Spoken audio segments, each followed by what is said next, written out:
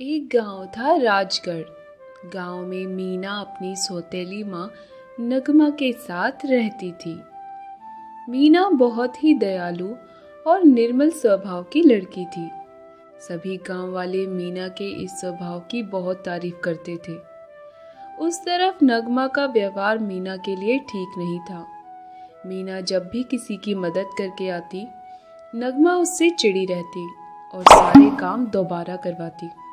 मीना के पिता एक किसान थे। उनकी जमीन गांव के आखिरी छोर पर जंगल के पास थी।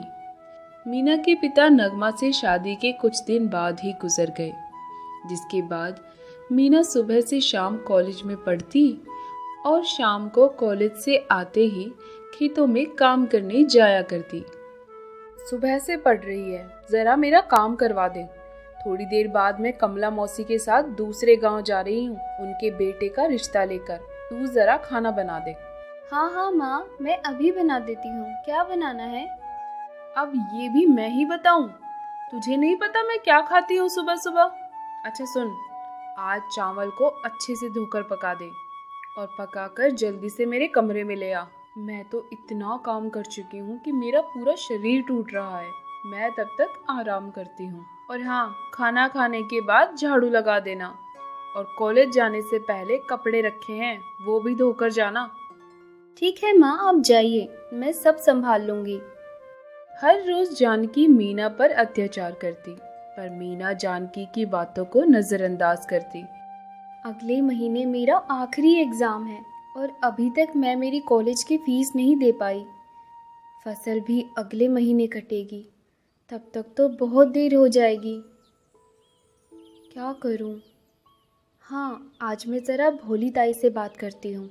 अगले महीने फसल काटकर जो पैसे आएंगे, मैं उन पैसों में से उन्हें वापस दे दूंगी। शाम के समय मीना कॉलेज से वापस आती है और भोली ताई के घर की ओर जाती है और भोली ताई को आवाज लगाती है। अरे कौन है? अरे मीना, तू आ बिटिया, बैठ, मैं जरा तेरे लिए पानी लेकर आती हूँ। ताई, मुझे कुछ ज़रूरी बात करनी थी आपसे। मुझे 5,000 रुपयों की ज़रूरत थी। मुझे कॉलेज की फ़ीस देनी है। अगले महीने फसल काट कर मैं आपको वापस दे दूंगी। अरे बिटिया, ये क्या मांग रही है गरीब से? तुझे तो पता ही है मेरी हालत ठीक नहीं।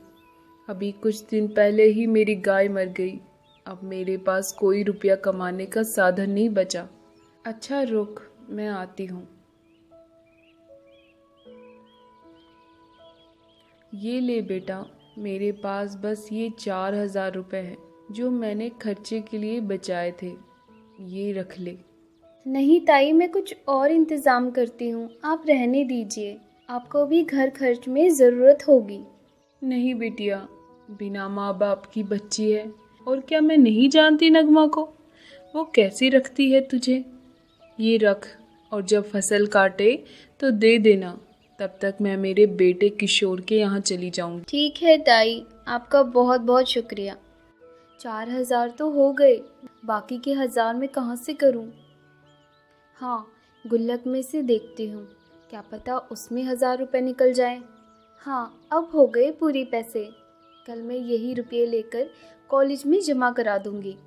मुझे खेत में बहुत मेहनत करके जल्दी ही पैसे जमा करने होंगे। भोली ताई ने जो भरोसा दिखाया है, मुझे वह पूरा करना होगा। मैं अगले हफ्ते तक कॉलेज ना जाकर खेतों में काम करती हूँ, ताकि जल्दी ही काम पूरा कर सकूँ। अरे रुक, रात का खाना कौन बनाएगा? मुझे बहुत भूख लग रही है। चल जल्दी खाना बना, बाद में जाती रहना खेतों की तरफ। मीना अंदर जाकर खाना बना देती है। अरे ये बारिश कैसे आ गई? अब क्या करूं? थोड़ा इंतज़ार करती हूँ बारिश के रुकने का, कुछ देर बाद में चली जाऊंगी। काफ़ी देर तक बारिश यूं ही होती रही और मीना बरामदे में बैठी बारिश के रुकने का इंतज़ार करने लगी। बारिश समय के साथ बढ़ने लगी। अब मैं क्या करूं? ज़्यादा बारिश से फसल खराब हो जाएगी। मैं भोली ताई को क्या जवाब दूंगी? बाबा, आप कहाँ चले गए मुझे छोड़कर? आप होते तो मुझे इतना परेशान नहीं होना पड़ता। मीना वहीं बरामदे में ही सो जाती है। सुबह होती है। अरे सुबह हो गई है, जल्दी से खेतों की ओर जाती हूँ। जितनी बारिश हुई है लगता है सारी फसल खराब हो गई होगी। अरे मीना बिटिया, तुम्हारी फसल इतनी बारिश में भी खराब नहीं हुई और सभी की फसल का बहुत बुरा हाल है। हाँ मीना बिटिया, तुम्हारे अच्छे कर्मों का ही फल है जो तुम्हारी मेहनत भगवान ने खराब नहीं होने दी। जाओ, जल्दी जाओ और अपनी फसल को देखो। मीना खुश होकर जल्दी से खेतों की ओर जाती है, जहाँ सभी की फसल बर्बाद हो चुकी थी। मीना की फसल लहरा रही थी। अरे ये तो चमत्कार है, इतनी बारिश के बाद भी मेरे खेत सुरक्षित हैं और फसल भी पक गई है। मीना सारी फसल 2 दिन में ही काट लेती है और बाजार में बेच आती है। यह लीजिए ताई पैसे, फसल बहुत अच्छी हुई और जल्दी ही पक गई। उन्हें ही बेचकर मैं पैसे लाई हूँ। माया अपने पति बिरजू और बेटे किशोर के साथ रामपुर गांव में रहती थी। बिरजू जमींदार के यहाँ काम करता था और माया एक सेठ के यहाँ खाना बनाने का काम करती थी। वैसे तो उनकी जिंदगी का गुजर बसर जैसे तैसे चल रहा था, पर हर बार कुछ नए खर्चों ने उनकी कमर तोड़ रखी थी। सेठ की बीवी रानी पैसे तो खाने बनाने तक के देती थी, पर काम उससे सारा करवाती। कुछ दिनों बाद माया और बिरजू अपने अपने काम के लिए घर से निकल जाते हैं। तभी बिरजू का दोस्त उससे मिलता है और दोनों वहीं सड़क के किनारे बातें करने लग जाते हैं कि तभी एक ट्रक बहुत स्पीड से आता है और दोनों को टक्कर मार के चला जाता है। उस टक्कर में बिरजू का दोस्त घायल हो जाता है और बिरजू टकराकर सड़क के किनारे नदी में जा गिरता है। सभी बिरजू को देखने नदी के पास जाते हैं, पर वहाँ बिरजू की लाश पानी में तैर रही थी। सभी गांव वाले बिरजू के शव को लेकर माया के पास जाते हैं। माया इस दुख में बहुत रोती है। सभी गांव वाले मिलकर बिरजू का अंतिम संस्कार करते हैं। कई दिन बीत जाते हैं। माया अपने बेटे को स्कूल भेजकर सेठ के यहाँ खाना बनाने चली जाती है। बड़े दिनों बाद आई हो, क्या हो गया था ऐसा जो तुमने इतने दिन छुट्टी कर ली? देख, तेरे बहाने तू ही जाने, मुझे कोई बहाना नहीं चाहिए, वरना मैं दूसरी काम वाली रख लूंगी और तेरी परमानेंट छुट्टी कर दूंगी। यह सुनकर माया की आंख भर जाती है, पर वह अपने आप पर काबू कर रानी से आज का मेन्यू पूछती है और खाना बनाने जा ही रही थी कि रानी उसे वापस बुला लेती है।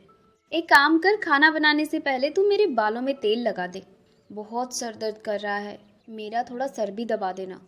बिना कुछ बोले माया रानी के सर में तेल लगाती है और मालिश करती है, जिससे रानी वहीं सो जाती है और माया खाना बनाने किचन में चली जाती है। माया खाना बना ही रही होती है कि बाहर से बारिश की आवाज़ आती है। हे भगवान, बारिश आने लगी है और किशोर भी स्कूल से आने ही वाला होगा। कहीं मेरा बच्चा बारिश में भीग ना जाए, उसे तो सर्दी भी बहुत जल्दी लगती है। मैं जल्दी ही खाना बना लेती हूँ और उसे लेने स्कूल चली जाती हूँ। यह कहकर माया खाना बनाने लगती है। धीरे धीरे बारिश बढ़ने लगी थी। तभी रानी आती है। अरे माया सुन, देख बारिश आने लगी है और बारिश में पकोड़े और चाय ना हो तो बारिश का क्या ही मज़ा।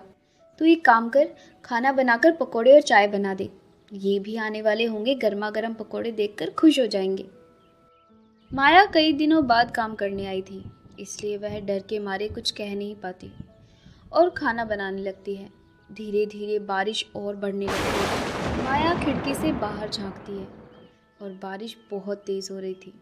ज़्यादा बारिश के कारण पानी धीरे धीरे ऊपर आने लगा था। तभी माया सोचती है, हे भगवान, ये कैसी परीक्षा ले रहा है तू मेरी। इतनी बारिश हो रही है, कहीं किशोर इस बारिश में फंस ना गया हो। यहाँ मैं मालकिन से कुछ कह भी नहीं सकती। इतने दिनों बाद काम पर आई हूँ, कहीं मेरी नौकरी ना चली जाए। माया यह सोच ही रही होती है कि सेठ धनराम वहाँ आ जाता है। रानी, जरा ये बैग मेरे कमरे में रख दो। इतनी बारिश हो रही है, कार के टायर तो पूरे पानी में थे। इतना पानी भर गया है गांव में। तभी माया गरम गरम पकौड़े ले आती है। माया को देखकर सेठ कहता है, अरे माया, तुम गई नहीं अभी तक? देखो बाहर कितनी बारिश हो रही है। अब तुम कैसे जाओगी इतनी बारिश में? तुम अभी चली जाओ, काम करने कल आ जाना। अरे पर तुमने चाय तो बनाई ही नहीं, चाय बनाकर फिर चली जाना। सेठ अपनी पत्नी के स्वभाव को जानता था, इसलिए वह कहता है, वो तुम बना देना, आज मैं तुम्हारे हाथ की चाय पीऊंगा। तुम जाओ माया, कल आना। माया जल्दी से वहाँ से अपने घर के लिए निकलती है बारिश बहुत तेज हो रही थी, पर माया के मन में बस अपने बेटे किशोर की चिंता थी। वह धीरे धीरे आगे बढ़ती है। बारिश तो जैसे रुकने का नाम नहीं ले रही थी। भीगते हुए वह किशोर के स्कूल पहुंच जाती है और बाहर खड़े सिक्योरिटी गार्ड से पूछती है, भैया मेरा बेटा किशोर कहाँ है? अरे वो तो बहुत पहले ही चला गया। यह सुनकर माया और परेशान हो जाती है। किशोर बारिश में भीगते हुए कैसे गया होगा, यही चिंता उसे सताने लगती है। वह भीगते हुए अपने घर की ओर जाती है। बारिश अब और बढ़ने लगी थी। बारिश की बूंदें जैसे कांटों की तरह माया को चुभ रही थी, पर अपने बेटे की फिक्र लिए माया चलती रही और घर पहुंच गई। पर घर में किशोर उसे नहीं मिलता। घर में किशोर को ना देखकर माया और परेशान हो जाती है। हे भगवान, मेरा बच्चा इस बारिश में कहाँ होगा? मैं कहाँ ढूंढूं उसे?